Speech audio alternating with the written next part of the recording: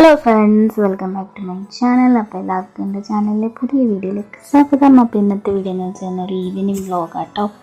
അതായത് ഞാനും മീക്കോവും എൻ്റെ സിസ്റ്ററും കൂടെ പുറത്തോട്ട് പോകുന്നൊരു വീഡിയോ ആണ്. കാരണം കുറച്ച് കാര്യങ്ങൾക്ക് വേണ്ടി പുറത്തോട്ട് പോകണം, അതിന് വേണ്ടി പോകാം കേട്ടോ. അപ്പം ഞങ്ങളെല്ലാവരും കൂടെ ഒരുങ്ങി ഞങ്ങളിങ്ങനെ പോകുക കേട്ടോ.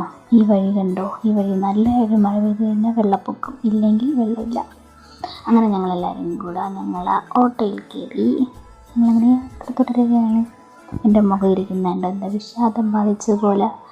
പക്ഷേ സങ്കടം എന്താണെന്നറിയാത്തൊരു സങ്കടം നമ്മളെ മനസ്സിൽ വരുമല്ലോ, ആ അവസ്ഥയായിരുന്നു. അപ്പം പിന്നെ ഈ വഴികളൊക്കെ എന്താ പറയുക, മദ്രസയിൽ പോയിക്കൊണ്ടിരുന്ന കാലത്ത് ഷോർട്ട് കട്ടിലൂടെ കയറി വരുന്ന വഴികളായിരുന്നു കേട്ടോ.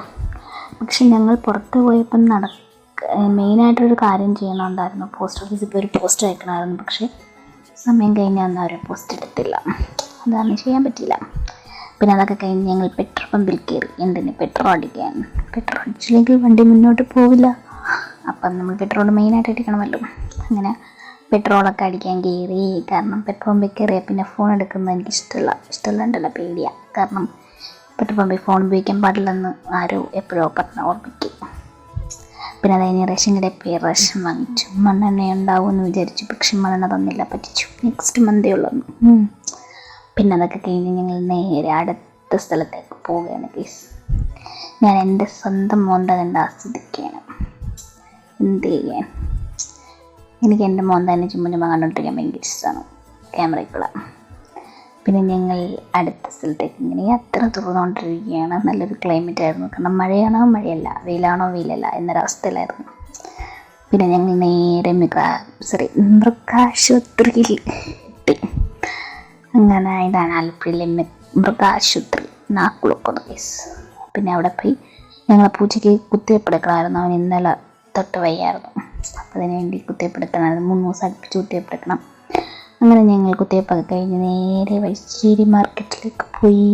അവിടെ നിന്ന് ഉമ്മയ്ക്ക് മുറിവെണ്ണ വാങ്ങിക്കണമായിരുന്നു. അങ്ങനെ മുറിവെണ്ണയൊക്കെ വാങ്ങിച്ച് ഞങ്ങൾ പുറത്തിറങ്ങിയ പിന്നെ ചായ മസ്റ്റാണല്ലോ. അപ്പോൾ ചായ കുടിക്കാൻ പോയപ്പോൾ എൻ്റെ കൊച്ചാനെ കണ്ടു. ഇതാണ് എൻ്റെ കൊച്ച, അതായത് എൻ്റെ വാപ്പച്ചിൻ്റെ അനിയൻ. അങ്ങനെ കൊച്ചായിട്ടിരുന്ന് കുറച്ച് നേരം സംസാരിച്ചൊക്കെ ഇരുന്ന് ഞങ്ങൾ ചായയൊക്കെ കുടിച്ചു. പക്ഷെ ഞാൻ ചായയല്ല കുടിച്ചത്, ഞാൻ ഹോർലിക്സാണ് കുടിച്ചത്. അപ്പം എൻ്റെ സൗന്ദര്യത്തിൻ്റെ രഹസ്യം ഹോർലിക്സാണ്, മനസ്സിലായില്ലേ? ഇപ്പോൾ ഞാൻ ചുമ്മാ പറഞ്ഞേട്ടോ, എനിക്ക് ഹോർലിക്സ് ഇഷ്ടം.